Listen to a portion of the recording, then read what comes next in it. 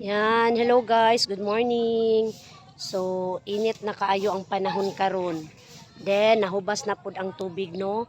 So, ipakita na ko sa inyo ang hitsura karon sa among palibot.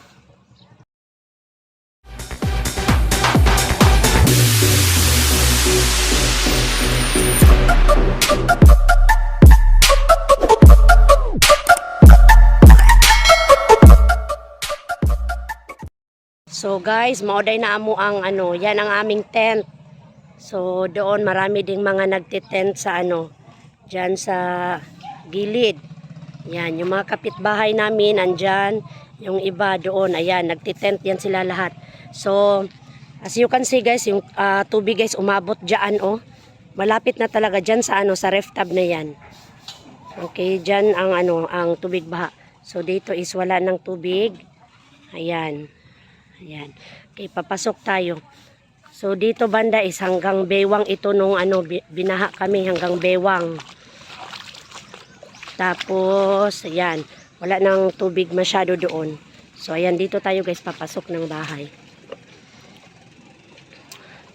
Ayan. Grabe, oh. Ayan, ito yung hitsura ng aming bahay. Nagkagulyang ang tanan. So, dito banda, nung binaha kami is hanggang lagpas bewang, so malapit na sa dibdib. Yan, yung balon namin guys is naapawan, so need yan siyang ilimas or kunin lahat ng tubig dyan sa loob para maging malinis. Disinfect, lagyan ng chlorine or Zonrox. Yan, dyan sa gilid namin banda guys, o grabe, sobrang dumi. Yan, maitim yung yung tubig, tsaka mabaho. Yan yung aquarium namin guys, nabasag. Yan. Tsaka natanggal doon.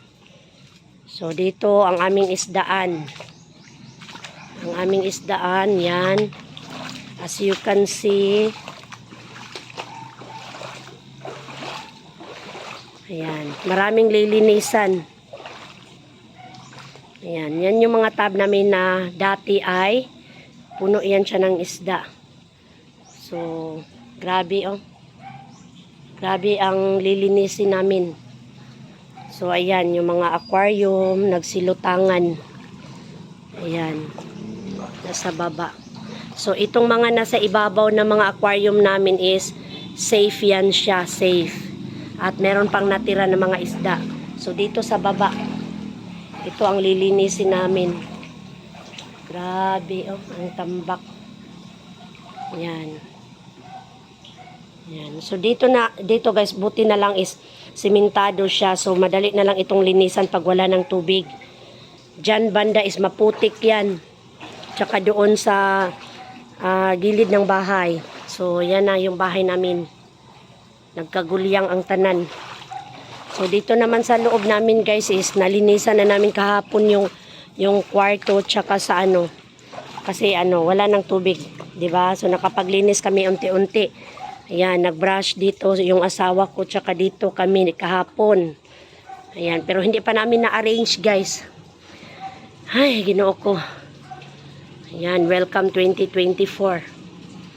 Ayan, so at least malinis na yung loob, yung pag-arrange na lang ng aming mga gamit. Ayan, yung kwarto namin is pwede na yan siya tulugan. Kaya nalinis na namin. So dito banda sa sa kusina wala na ring tubig. Naglinis yung asawa ko kanina.